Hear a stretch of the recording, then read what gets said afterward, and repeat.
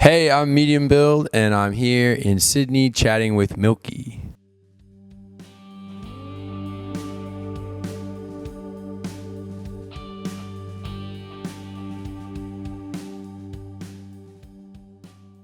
I grew up in the church. My parents are very conservative, and so I didn't get to hear a lot of music, but my mom loved like oldies, so like a lot of Motown stuff and a lot of like gospel. And my dad was like kind of obsessed with Billy Joel, and so I have like this mixture of like soul and then like really yuppie, like straighten my tie and like go work at the office kind of like vibes. And then I like found R&B on the radio because I lived in Atlanta, so like that's where Usher was from, and so I was listening to a lot of Usher and NSYNC, and so it kind of like all mashed together in my brain. And then in high school I found like Radiohead and System of a Down, and then got into the songwriters, or as my friend Susan calls them, some cunt with a guitar, like fucking squags.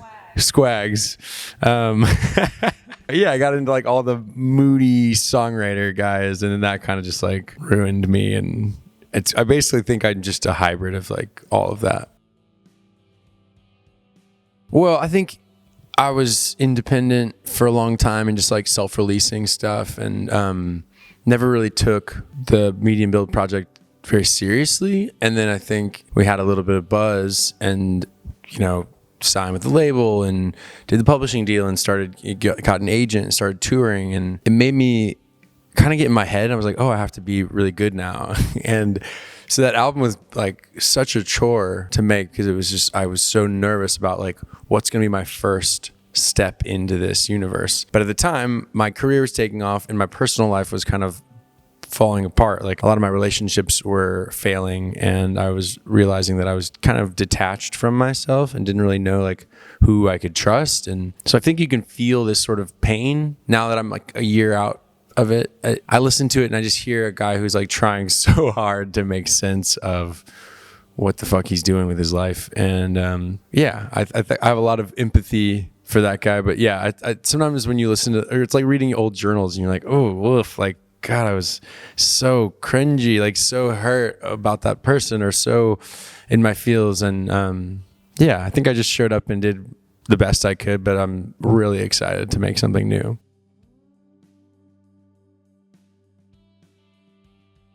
It's funny, when I started Medium Build, I wanted it to be brutally honest, right? It's like the first song I ever released was called Stupider, and that was in 2015. The opening line of that song is about how I feel dumb after I jerk off. And I was like, well, no one will ever listen to this because I didn't have any fans, and I just sent it to like my 10 friends and they were like, this is awesome. And so over the years, as people have started getting involved, I've had to kind of find this line between like how vulgar can I be, how like brutal can I be, how truly honest I can be. And I've tried to find the edge of that without being offensive or like doxing myself, and not having anything for me. I think you said comfort, but I maybe even think it's like it's safety, right? It's like, how do I maintain a Nick that's just me, that doesn't belong to TikTok and all of my friends or fans, and I don't know. I think eventually you have to like, you put the knife down, you're like, all right, I'm not going to be mean to myself anymore. I'm going to tell someone else's story, or I'm going to look for the brutal honesty in watching a stranger's interactions. And but yeah, when I was in my like early 20s, I just was like, fuck it. Like,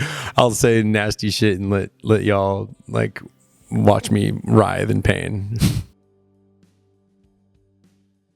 It's really funny. I honestly feel like I've circled back to where I started. I feel like I spent like 7-8 years trying to get better, like always getting better, like trying to use better gear, trying to use better, producers, better techniques, sing better, play better. And then now that people are paying attention, I'm like, oh, I can be playful again. I can just be like a kid and like get in the room and pull up the drum machine and just fuck it up. Like, and that's kind of, I think I'm trying to have fun. I don't feel very serious. I don't feel like a heavy artist. Like a lot of my songs are heavy, like the content, but like I don't take myself, I don't need to be put into some hall of fame, or like I don't need respect. I'd rather just like land with someone's soul, right? I want to connect rather than like be lauded as like that guy's really on some good stuff. You know, it's like whatever. You may like it, you may not, but like the people that connect with my stuff really connect with it, and like that's it. So the more immediate I can be, the less thinky I can be, and the more like feeling driven. But obviously, like, you know, you learn a bunch of stuff. So I'm 10 years wiser than I was, but I don't feel 10 years better. Well, I had one song that was left over that got cut from Country that I really loved, and that was Yoke. I knew I wanted to put that out, and I got my friend Julian Baker to feature on it. And then I was like, well, we can just continue this story. Like, let's find some more songs. And it got me thinking about that song's about my childhood, about growing up in the church. And that got me thinking about my childhood. And so then I wrote another song about my childhood, about my parents. And so then it just became like, oh, now we have a vision. And that's kind of all. I think the beauty of having people around you is that they can help you craft your things instead of me just dropping a loosey, being like, hey, here's the one leftover. It's like, no, like write 3 more and let's like tell a story. And so Marietta is my hometown, and I was able to like talk about my family. And Country kind of felt like very much a vague look at like the South of the United States and kind of loose images of where I grew up. But like Marietta is like very specific. Like, this is about my dad. This is about my mom. This is about my church. This is about my family. This is about my neighborhood. Yeah, I think last year, as I was going through all the turmoil, I just wanted to be, it got me really like feeling deep. Like, I need to find out who I am, right? Everything's spinning around me. It's like, who am I? So I just started going back to my roots and trying to find that like inner child and see if he still is in there, or if he still wants to make music, or I don't know. I love, like I said, the songwriter thing was huge for me, and the like post-punk emo thing was big for me, like Manchester Orchestra and Pedro the Lion. I got really into hip-hop when I was like 19, 20, you know, like started digging and going deeper, and got into like the first Wu-Tang record, like Enter the 36 Chambers, and then I got into like Nas, and then right at that same time, like Tyler the Creator started putting his stuff out, and I got into him, and Earl Sweatshirt. And what I really loved about those records was how like scrappy the production felt, and how you could just really hear like, oh, this is sampled from this, and the drum is there, you know, the snares like hit harder. And I just was like, I wanted to do that, but I obviously am not like a sick rapper. So I was like, all right, I'm just going to do my like fucking folky songwriter boy stuff over these like rap beats. And that's kind of how it started. And I've just kind of dipped into different sort of genres, but like I think that's always the recipe, is like pull up a drum machine, make a beat, and then try to like put a Beatles song on top of it.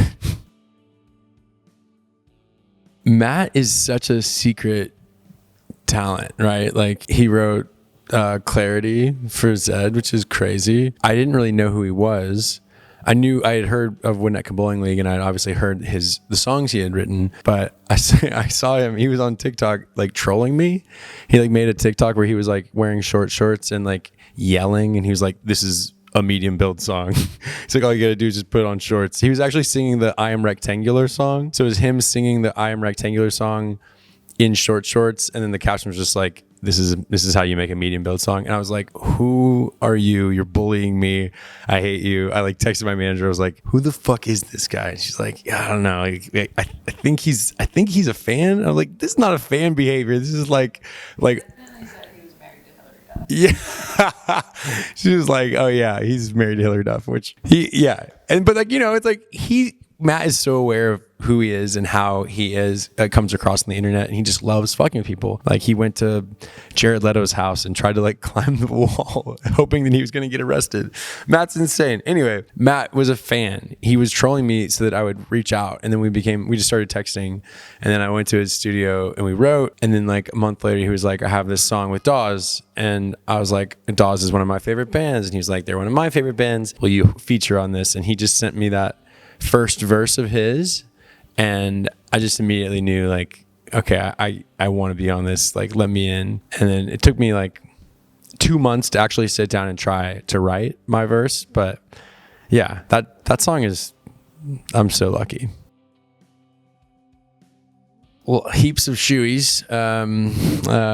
Y'all love your little shoeys, and a little bit of chat, a little bit of jokes, a little bit of depression, a little bit of a lot of feelings. I reckon that a lot of people are gonna like make friends. That's my goal. Is like, I've never played in Sydney, I've never played in Melbourne, and so I don't know who these people are. And I bet they don't really know who each other are, because like we're so siloed into our like internet vibe. It's like the TikTok or Spotify algorithm has found you and fed you me. And so then you show up.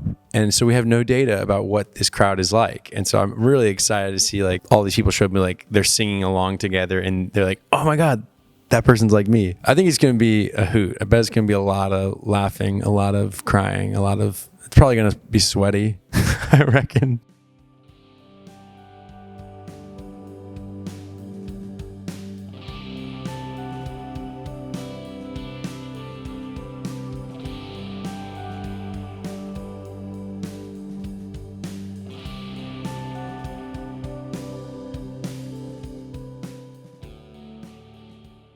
The Beatles, Dave Bazan, Spice Girls,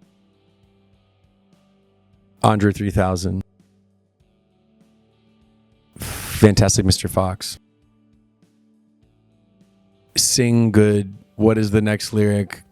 Sing good. Is your hand in the right place? Oh shit, you're sweaty.